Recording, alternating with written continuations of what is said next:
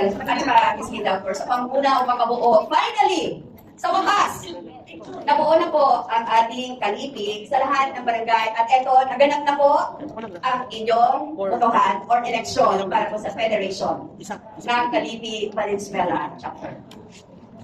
Ang Kalipi po, base sa pagkakasabi ni Ms. Mel, ay isang samahan ng mga kababaihan bilang isang programa ng DSWD. So tanggapin natin, dahil ito ay programa galing sa DSWD. Ibig sabihin, lalo na sa mga sabihin natin, nagbibigay ng kulay o imahinasyon na ito ay may politika. Tanggapin natin yun. Pero iyan ay may katotohanan. Bakit? Dahil ang mga nahalal na presidente sa bawat barangay, either katulad sa Barangay Parada, na ngayon ay ating pinagdiriwang siyang ating kanyang presidente sa federasyon.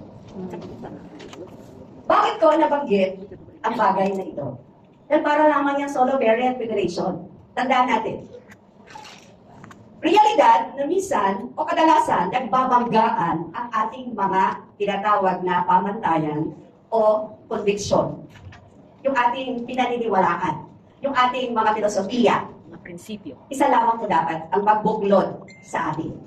Yung ating pagmamahal, tapat na pagmamahal sa paglilingkod.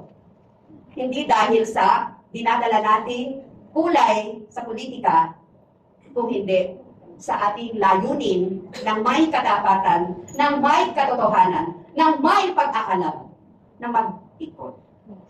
Hindi maiwasan na tayo ay maipit, mas-squeeze sa mga nagbubungguan na dalawang mahalagang prinsipyo. At yan ay apektado ang inyong pamumuno bilang mga kinatawan o opisyales ng inyong samahan. Kalipig, kalipunan ng Liping Pilipina. Ang lahing Pilipina-Pilipino.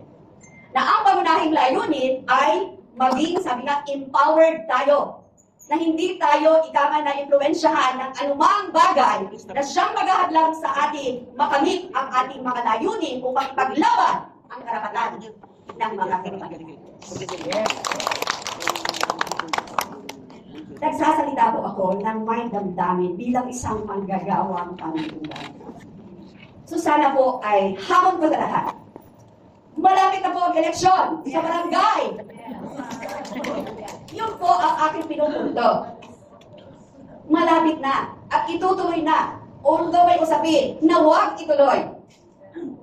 Kaya sana po, anuman ang dalhin ninyong kulay, sana ang samahan ay makabuo ng mga mekanismo, support mechanisms, ng mga patakaran na siyang magsisafeguard, na siyang mabibigyan proteksyon ang inyong mga prinsipyo, layunin sa samahan ito.